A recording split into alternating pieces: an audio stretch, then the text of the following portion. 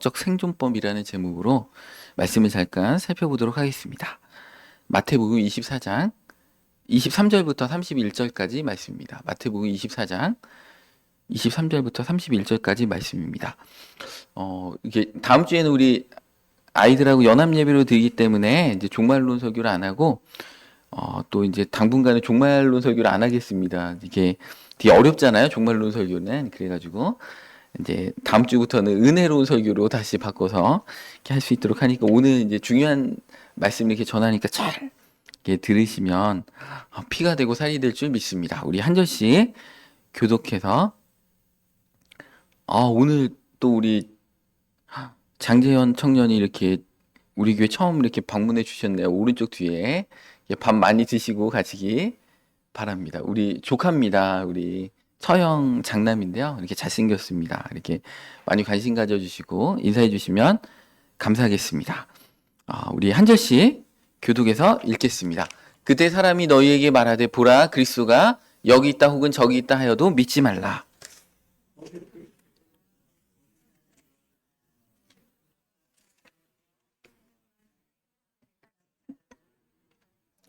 보라 내가 너희에게 미리 말하였노라.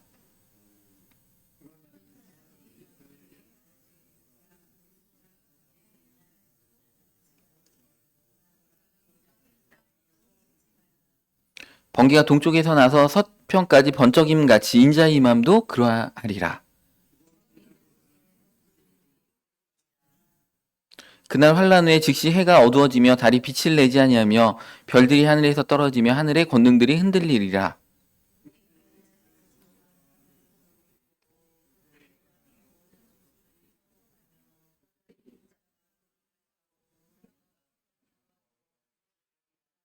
그 큰 나팔 소리와 함께 천사들을 보내리니 그들이 그의 택하신 자들을 하늘 이 끝에서 저 끝까지 사방에서 모으리라. 아멘. 예, 오늘 이렇게 말씀해 보면 마지막 때는 이제 그리스도가 여기 있다 혹은 저기 있다 하여도 믿지 말라고 합니다. 거짓 그리스도가 거짓 선지자들이 많이 일어난다는 것입니다. 우리나라에도 본인이 이제 그리스도다, 주님이다 이렇게 얘기하는 분들이 많이 있습니다. 이단 사이비가 많죠. 최근에도 제가 10여 년 전인가요? 영생교 조희성 그 교주인가요? 이제 그분이 구속돼서 감옥에 들어가는데 거기에 많은 그 신도들이 막 울면서 주님 막 이러면서 울더라고요. 그래서 야, 우리나라에 주님이 많구나.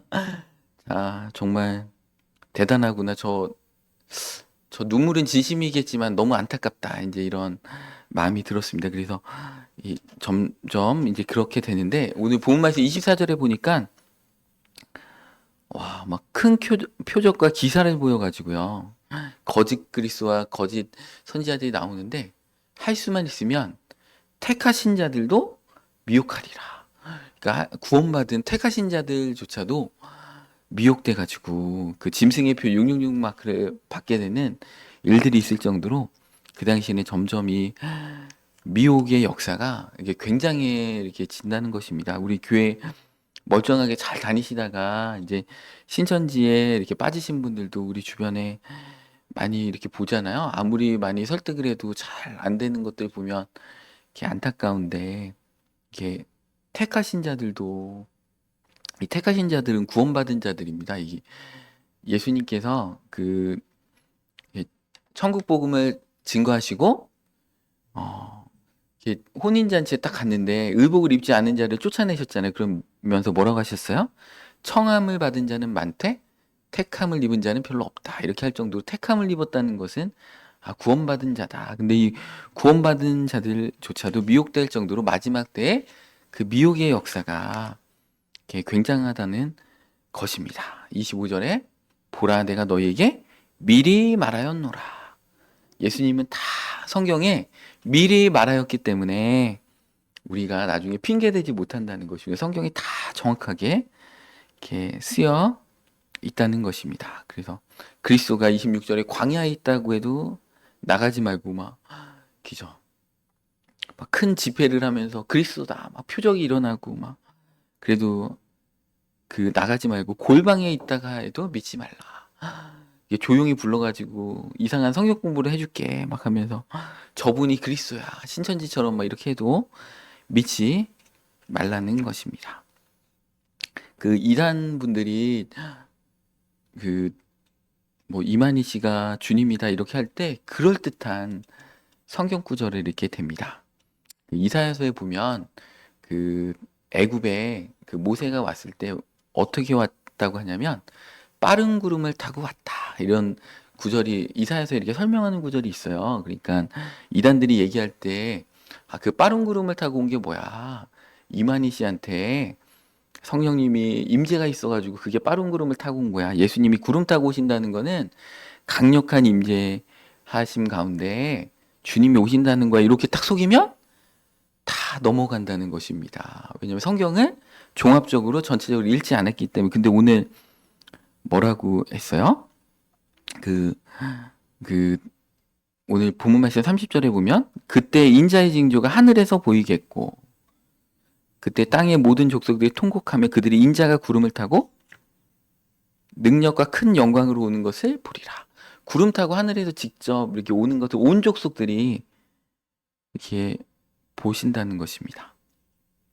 그러면서 31절에 그가 큰 나팔 소리와 함께 천사들을 보내리니 그의 택하신 자들을 하늘 이 끝에서 저 끝까지 사방에서 모으는 역사가 공개적으로 일어납니다. 성경의 다른 본문에는 뭐라고 돼 있어요? 번개가 동쪽에서 서쪽에서 번쩍임 같이 인자의 임함도 그러하리라. 번개가 동쪽에서 서쪽으로 딱 치면은 동쪽 서쪽 동시에 딱 이렇게 보이는 거죠. 빛의 속도로. 그러니까 세계 사람들이 동시에 목격할 그런 일들 가운데 예수님은 공개적으로 구름 타고 재림하신다는 것이죠. 그러니까 그 구름이라는 것은 물론 불과 구름, 불기둥, 구름기둥 할 때 구름에는 하나님의 임재라는 뜻도 있고 말씀이라는 뜻도 있고 비유적으로 풀면 여러 뜻이 있는데 이단들이 얘기하는 것처럼 모세가 빠른 구름을 타고 이집트에 간 것처럼 하나님께서 빠른 구름을 타고 거기에 10가지 기적을 행하신 것처럼 마지막 때는 그 주님이 그렇게 오신다. 그러니까 인간의 모습으로 오시는 거야. 그래서 안산홍의 모습으로 뭐 그 하나님의 교회에 막 그런 이단 지금 문제가 많이 되고 있잖아요. 신천지나 뭐 이런 사람들이 주장하듯이 인간의 모습으로 오는 거야. 이렇게 해도 여러분들 절대 빠지지 마시기 바랍니다. 성경을 그분들이 완전 이상하게 푸는 게 아니에요. 막 그럴듯하게 딱 들으면 왠지 그런 것처럼 이렇게 풉니다. 분명히 오늘 말씀에 보면 예수님은 하늘에 공개적으로 구름을 타고 오신다고 이렇게 말씀하고 계시기 때문에 여러분들 내가 예수님이다 하면서 막 성경을 막 풀어가면서 성경을 이렇게 풉니다. 이제 원숭이 엉덩이는 빨개, 빨가면 사과, 사과는 맛있어, 맛있으면 바나나. 그러면서 원숭이는 바나나야. 그러면 아무 생각 없이 막 듣다가 원숭이가 바나나였구나. 내가 성경을 깨달았어. 이렇게 하면서 짝 맞추기를 막 이렇게 성경 짝 맞추기라고 하죠. 그래서 이제 그게 싸이의 장인어른인 유재열이라는 사람이 과천에서 증거장막 성전을 할 때 그 분이 20대 초반인가 10대 초반에 막 성경을 6개월 동안 짝 맞추기를 해가지고 그거를 이렇게 신천지가 이제 배워가지고 그대로 써먹는 것입니다. 그래서 이만희 씨가 그 유재열의 증거장막 성전이라는 그 사인의 장인어른이 예전에 사이비 교주였잖아요. 거기에서 배웠죠. 그 전에는 이만희 씨가 그 박태선의 전도관에서 또 이제 한참 활동을 하시고 그래서 박태선에서 전도관에서 배운 것과 그 유재열의 증거장막 성전에서 배운 것을 합쳐서 신천지 증거장막 성전 이렇게 해가지고 공식 명칭으로 이렇게 사용하고 있는 것입니다. 그래서 이단들은 보통 보면 계보가 있습니다. 어느 날 갑자기 이게 나타나는 게 아니에요. 우리 JMS 정명석 씨도 혼자 그걸 깨달은 게 아니죠. 통일교 문선명 씨한테 엄청 배워가지고 거기서 있다가 이제 거기서 이렇게 파생되어서 나온 분들입니다. 문선명도 혼자 이렇게 나타나신 분이 아닙니다. 이게 일제시대 때부터 다 거슬러 올라가지고 다 자기들의 스승들이 있습니다. 그래서 이 이단 사이비를 연구해 보시면 이분들이 와 정말 자기들끼리 그 교리를 막 전수하고 체계화시키고 그러면서 제자를 삼고 막 이런 것들을 볼 수가 있습니다. 근데 택하신 자들도 미혹된다고 이렇게 했기 때문에 여러분들 미혹되시면 안 됩니다. 뭔가 무슨 새로운 성경 공부를 깨달았다 그러면 저한테 꼭 물어보시기 바랍니다. 이상한 이단의 가르침을 이제 배우시면 안 되기 때문에, 왜냐하면 택하신 자들도 미혹하기 때문에 그렇습니다. 오늘 27절의 본문 말씀에 예수님 오실 때 번개가 동편에서 나서 서편에까지 번쩍임 같이 인자 임함도 그러하리라. 동시다발적으로, 세계 동시다발적으로 예수님이 딱 오시는 것이지, 신천지에만 오시고 안산홍의 증인회 거기에만 오시고 몰래 오시고 결코 그럴 수 없다라는 것입니다. 오늘 이렇게 그 24절 본문에 보면 이 거짓 그리스도들과 거짓 선지자들이 일어나 큰 표적과 기사를 보여서 할 수만 있으면 택하신 자들도 미혹하리라.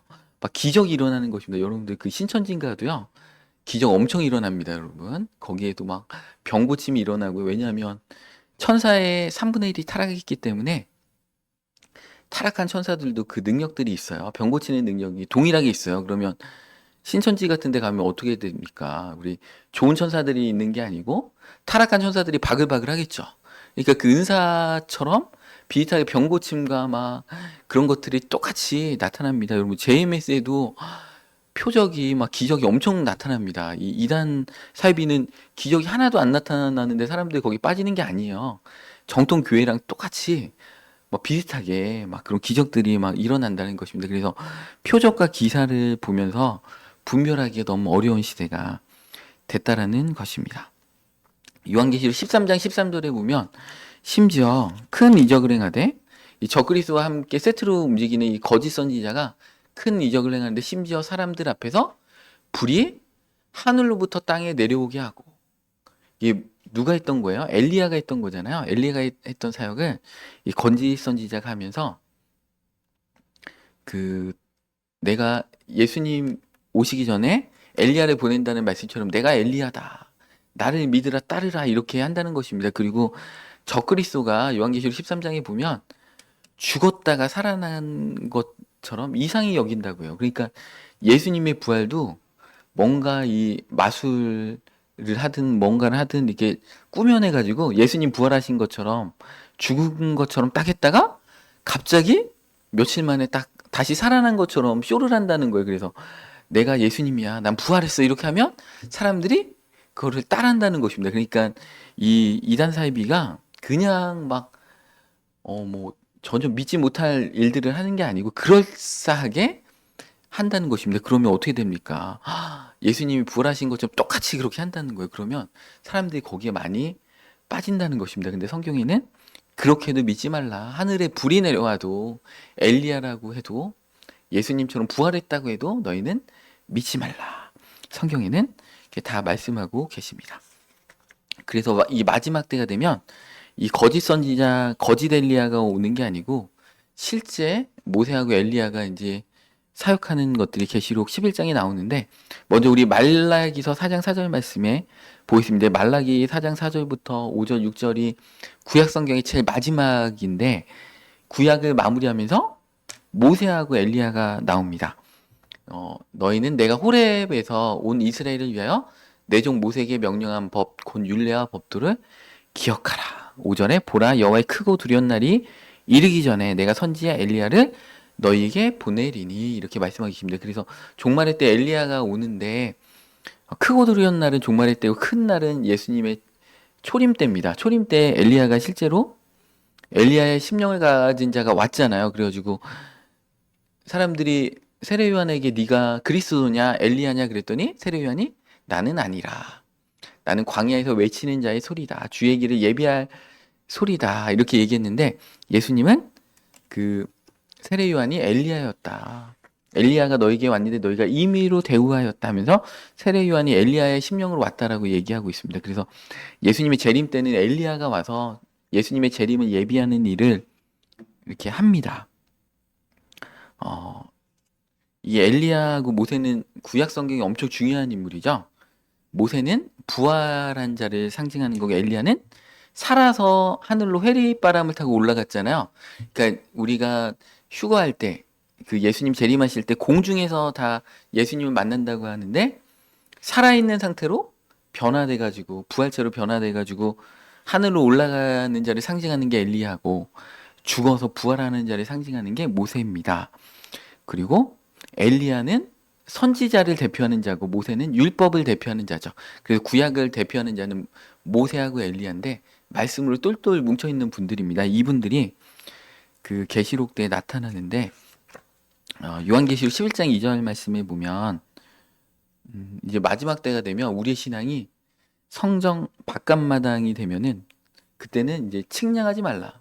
구원이 이미 이제 그 7년 대환란의 후반기가 되면 천국 복음이 끝났기 때문에 성전 바깥마당의 신앙, 이사야서에 보면 너희가 예배드리러 오는데 마당만 밟고 가느니라 하면서 그런 형식적인 신앙인들은 이 마지막 때에는 그냥 적그리스도한테 밟힙니다. 이 성전 바깥마당을 측량하지 말고 그냥 두라. 이것은 이방인에게 주었은즉 그들이 거룩한 성을 42달 동안 짓밟으리라. 이제 3년 6개월 동안 이 적그리스도가 그 짓밟는다는 것이죠. 42달을 이렇게 기죠. 그 12달로 나누면 3년 6개월이잖아요. 1년 12달. 그래서 그때 적그리스도하고 엘리야를 가장한 거짓 선지자가 활동하는 것처럼 두 증인이 활동을 합니다. 이 두 증인은 3절에 나오죠. 내가 나의 두 증인에게 권세를 주리니 그들이 굵은 베옷을 입고 1260일을 예언하리라. 1년을 360일로 이렇게 나누면 1260일도 3년 6개월입니다. 그러니까 7년 대환란의 후반기 사역 때 이 두 증인이 활동을 하는데 굵은 베옷을 입었다는 건 뭐냐면 이사야를 하나님께서 보내실 때 이스라엘의 회복과 회개를 선포할 때는 선지자들한테 붉은 베옷을 입으라고 했습니다. 그래서 이제 회개의 메시지를 선포하는 두 증인들을 이렇게 보내신다는 것입니다. 근데 왜 2절에는 42달이라고 했고 그 3절에는 1260이라고 했느냐? 42달은 음의 수잖아요. 음력. 다른 음력이잖아요. 그러니까 이 그 적그리스도가 활동하는 것은 42달이라고 표현하는 것이고 하나님의 참된 종들이 활동하는 것은 예, 잠깐만요. 예. 가끔 이 근처 전자기기에서 탄내가 나가지고 혹시 과열되는지 제가 체크를 한번 해봤습니다. 아니네요. 그래서 그 하나님의 참된 종들이 활동하는 것은 그 해 양력입니다. 그래가지고 1260일 이렇게 표현을 하는 것입니다. 그래서 이들이 1260일 동안 예언을 하게 되는데 이들이 그 4절에 그들이 이 땅에 주 앞에 서 있는 두 감람나무와 두 촛대니 이 두 감람나무가 이제 스가랴서에 나오는 단어죠. 그 두 감람나무가 거기에는 스룹바벨 그 총독하고 여호수아 제사장 그 여호수아서에 나오는 그 여호수아하고 동명이인입니다. 그 당시에 활동했던 이스라엘 후반기에 활동했던 이제 대제사장인 여호수아 이 두 사람이 두 감람나무라고 이제 스가랴서에 나와 있는 것처럼 이 두 감람나무라는 그 두 사람을 얘기하는 것입니다. 그래서 두 감람나무는 하나님의 기름 부음을 충만하게 받은 사역자들입니다. 이 두 감람나무 촛대도 이제 설명할 내용이 많은데 지금은 이제 그게 아니라서 짧게 지나가는데 두 촛대라는 것이죠. 이제 계시록의 2장 3장에는 7촛대가 나오죠. 7교회가 나오는데 이제 7년 단란에 이제 후반기에는 교회들이 다 피신했기 때문에 이 두 증인이 촛대로서의 사명을 빛과 소금된 사명을 감당하는 것입니다. 근데 이들이 5절에 보니까 만일 누구든지 그들을 해하고자 하면 그들의 입에서 불이 나와서 그들의 원수를 삼켜버릴 것이고 그죠? 그들을 하나님께서 두 촛대로 세우셨기 때문에 그들을 보호해 주신다는 것입니다. 근데 6절에 보니까 그들이 누군지 탁 나옵니다. 6절에 보면 그들이 권능을 가지고 하늘을 닫아 그 예언을 하는 날 동안 비가 오지 못하게 하고 엘리야가 아합 왕에게 이제 비가 오지 않겠다 하니까 3년 6개월 동안 비가 오지 않았죠. 그러니까 7년 대환란의 후반기가 3년 6개월인 것처럼 엘리야가 실제로 구약 시대 때 아합 왕한테 비가 오지 않을 것입니다 했더니 3년 6개월 동안 비가 안 왔습니다. 그런 엘리야의 사역이 진행이 되고 또 권능을 가지고 물을 피로 변하게 하고 아무 때든지 원하는 대로 여러 가지 재앙으로 땅을 치리로다. 물을 피로 변하게 한 게 이제 모세가 그 애굽에 가서 10가지 재앙으로 할 때 물을 피로 바꾸게 이렇게 하는 재앙을 했죠. 그리고 여러 가지 재앙으로 그 애굽 땅을 초토화시켰던 것처럼 이 마지막 때는 이 모세와 엘리야가 와가지고 그 증거를 합니다. 그러니까 적그리스도만 있는 게 아니고 이 모세와 엘리야도 같이 활동을 하기 때문에 핑계대지 못한다는 거죠. 적그리스도와 거짓 선지자도 막 기적을 행하고 엘리야처럼 하늘에서 땅으로 막 하늘로부터 불을 내리는데 똑같이 그 일들을 한다는 거예요. 그러면 누가 참된 종인가? 진리의 말씀으로 진리의 사랑을 받은 자들이 분별해야 되는 그 시대가 이렇게 온다라는 것입니다. 그래서 이 분별하기가 참 어려운 시대가 이렇게 닥친다는 것이죠. 그래서 하나님을 사랑하는 자들은 분별할 수가 있습니다. 우리는 성령님께서 우리 마음 가운데 계시기 때문에 이단이 와가지고 그럴듯한 말을 하면 뭔가 이게 논리적으로 맞는 것 같은데 왠지 내 마음에 뭔가 찜찜하고 저거 아닌 것 같다. 내가 뭔가 논리적으로 반박은 못하지만 저건 아닌 거야. 저건 이상한 것 같아. 이런 마음이 우리 가운데 들어요. 왜냐면 우리 가운데 성령님께서 내주하시기 때문에 우리를 지켜주십니다. 그래서 우리가 그 마지막 때 너무 두려워하지 마시고 하나님을 사랑하고 하나님께 참되게 예배하는 자들은 다 분별할 수가 있다라는 것입니다. 우리 본문 말씀 28절에 보면 주검이 있는 곳에는 독수리들이 모일 것이니라. 이게 이제 마지막 때 이제 아마겟돈 전쟁이 일어날 것을 계시록에 보면 나오거든요. 그 대접지향에 이제 예수님께서 재림하실 때 우리가 공중에서 주님을 뵙는다고 데살로니가전서에 나오잖아요. 그럼 우리가 같이 이 적그리스도와 적그리스도의 부대들을 다 진멸하는 아마겟돈 전쟁에 우리가 참여를 합니다. 이 아마겟돈 전쟁에 참여하면 그 죽은 시체들이 어마어마하게 그 예루살렘 그 주변에 그 아마겟돈에 있습니다. 거기에 아마겟돈 그 지역에 막 그 수많은 시체들이 적그리스도의 군대들이 있을 때 독수리들이 와가지고 시체를 먹는 짐승이 독수리들이잖아요. 그것을 이렇게 설명해 주는 것입니다. 그래서 마태복음 24장은 요한계시록을 총 정리해 주는 그런 성경책입니다. 그다음 우리 본문에서 29절에 보면 그날 환란 후에 즉시 해가 어두워지며 달이 빛을 내지 아니하며 별들이 하늘에서 떨어지며 하늘의 권능들이 흔들리리라. 이 마지막 때가 되면 예수님 오실 때가 되면 달이 어두워집니다. 해도 어두워집니다. 새하늘과 새 땅이 이렇게 온다는 것이잖아요. 그래서 이것을 이제 신천지가 이렇게 한자로 푸는 거죠. 성경에는 새하늘과 새 땅이라고 했는데 신천지는 이제 한자로 이렇게 표현한 것입니다. 그때 30절에 인자의 징조가 하늘에서 보이겠고 그때 땅의 모든 족속들이 통곡하며 그들이 인자가 구름을 타고 큰 능력과 큰 영광으로 오는 것을 보게 된다는 것입니다. 그러면서 큰 나팔 소리가 울려 퍼지면서 이제 택하신 자들을 다 이렇게 공중으로 다 끌어올립니다. 그리고 이 지구를 불로 이제 심판하시는 거죠. 그래서 공중으로 끌어올리는 이유가 있어요. 왜냐하면 이 지구를 불신자들이 이 지구에 남아 있는데 이 땅을 심판해야 되기 때문에 그렇습니다. 이제 창세기에는 물로 이 지구를 심판했던 것처럼 그 하나님께서 다시는 물로 심판하지 않겠다고 언약을 무지개를 통해서 하셨잖아요. 근데 이제 서신서 신약 성경에 보면 다 불로 심판한다 이렇게 말씀하고 계시잖아요. 그래서 마지막 때에 불로 심판하기 때문에 택하신 자들은 다 공중에서 다 우리가 올라가서 예수님을 공중에서 이렇게 뵈야 된다는 것입니다. 그래서 오늘도 우리 사도신경에서 고백했잖아요.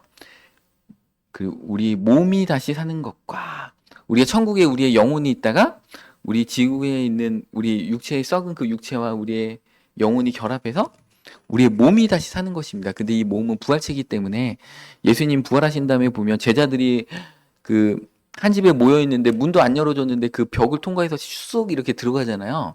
그러니까 시간은 초월하지 못하지만 일단 공간은 초월할 수 있는 어떤 부활체의 모습으로 이렇게 갑니다. 그렇기 때문에 우리가 부활체가 됐을 때 공중으로 이렇게 올라가는 게 그렇게 어려운 일이 아닙니다. 그래서 공중에서 주님을 이렇게 뵙고 이 땅은 불로 심판을 받게 된다.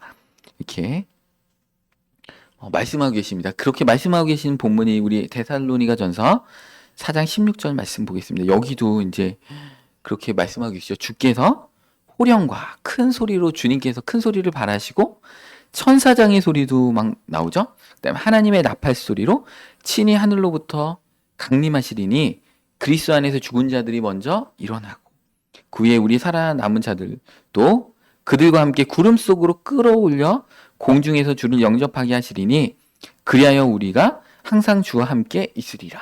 그러니까 우리가 예수님을 어떻게 처음에 만나냐? 공중에서 만납니다. 그러니까 이렇게 이단 사이비 분들이 얘기하는 것처럼 자기들이 주님이고 이 지구에서 만나는 게 결코 아니다. 이 성경에 공식이 나와 있잖아요. 그러니까 이 공식만 그분들한테 그분들이 안산홍이 주님이시다. 이만희가 주님이시다 그러면 이 데살로니가전서 4장 16절을 딱 얘기하면서 우리는 공중에서 공개적으로 일곱 나팔 불 때 우리 요한계시록에 일곱째 나팔이 불 때는 우리가 주님을 공중에서 만날 거야 이렇게 나와 있기 때문에 당신들의 말씀이 틀리십니다. 이렇게 얘기하시면 됩니다. 그 요한계시록 13장 5절에도 또 이렇게 적그리스도의 활동 기간은 42달 동안 일할 권세를 받으니라. 이 3년 6개월이라는 단어가 성경에 반복적으로 이렇게 나옵니다. 그럴 때 우리 그 예수님의 근데 이 재림은 그 7년대 환란이 끝날 때 일어납니다. 그러니까 여러분들 7년대 환란이 되기 전에 예수님이 재림하시거나 아니면 7년대 환란의 그 중반에 재림하시면 너무 좋겠죠. 그러면은 아무도 이 7년대 환란 안 겪는데 예수님의 공개적으로 재림하시는 것은 7년대 환란이 거의 끝나갈 때쯤에 재림하시기 때문에 우리가 사실은 7년대 환란에 대해서 제대로 좀 잘 분별을 해야 됩니다. 그래서 이제 짐승이 42달 동안 일할 권세를 받았는데 이 교회는 그 요한계시록 12장 6절 보면 이 여자가 광야로 도망하며 이 여자는 이제 간단히 얘기하면 교회를 상징합니다.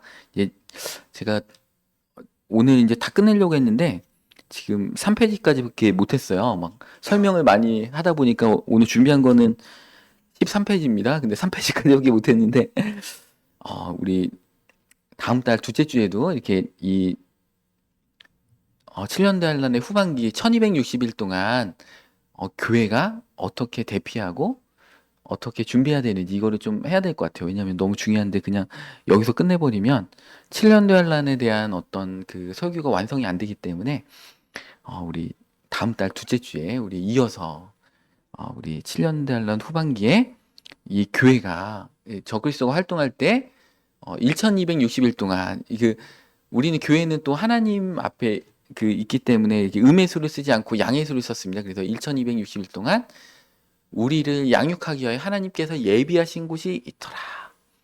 이 7년대 환란 후반기에 하나님이 예비하신 그 피난처가 무엇인지 이렇게 살펴보는 시간을 갖도록 하겠습니다.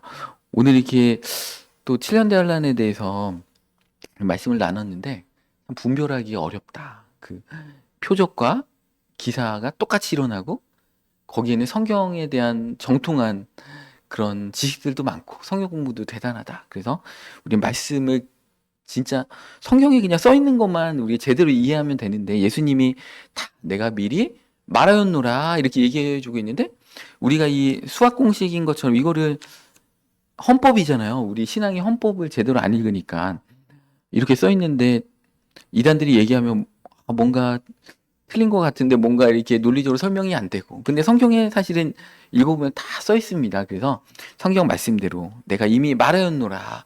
그래서 우리가 분별하면서 이 마지막 때에 정말 이 7년 대환란 되기 전에 우리 믿음의 자녀들 또 우리가 잘 영적으로 준비해서 깨어 있어서 넉넉히 이 환란의 때를 이기는 우리 모두가 됐으면 좋겠습니다.